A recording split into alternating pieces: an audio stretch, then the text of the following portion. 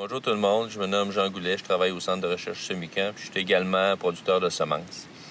On est dans un champ de céréales d'automne, c'est une culture que j'affectionne particulièrement à cause des rendements qu'on peut obtenir avec les céréales d'automne.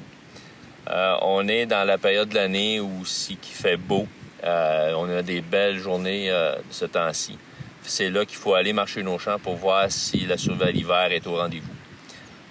Fait que on va dans différentes zones de notre champ pour évaluer la population.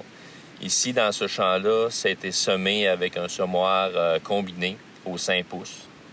La population semée à l'automne passé était d'environ 75 grains au mètre linéaire. Puis, on a fait le relevé de quelques places dans le champ, puis on est environ à 64-65 plants maintenant de levée qui sont vivants. Fait que ça me fait une population d'environ 425 plants au mètre carré, ce qui est assez élevé quand même pour le blé d'automne. Le niveau des tales sont environ à 2 tales, 3 tales par plant. C'est pas très élevé, mais ma population est là pour compenser le niveau des tales. Mais il va se faire d'autres tales plus tard quand la céréale va débourrer avec l'application d'engrais. Il va y avoir d'autres formations de tales, puis je devrais avoir un bon rendement ici. On a eu quand même un hiver assez clément. On a eu un bon couvert de neige. On a eu des belles températures, pas trop de pluie au mois de janvier pour avoir des plaques de glace dans les champs. Donc, il y a eu un bon drainage de surface.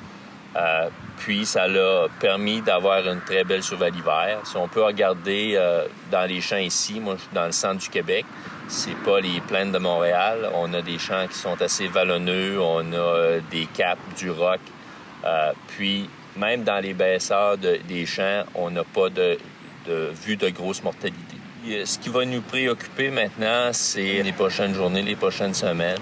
C'est qu'on a des belles températures chaudes. La céréale, elle peut débourrer à n'importe quel temps, là, s'il fait encore chaud.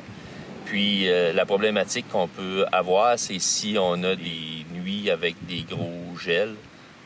Si on a des moins 15 encore, ça peut causer une perte au niveau de la population.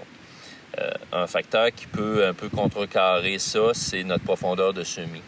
La couronne, ici, est à peu près à 1 pouce et quart en dessus de la surface du sol. Donc, ça va servir d'éponge pour absorber les fluctuations de température qu'il va y avoir pendant les nuits.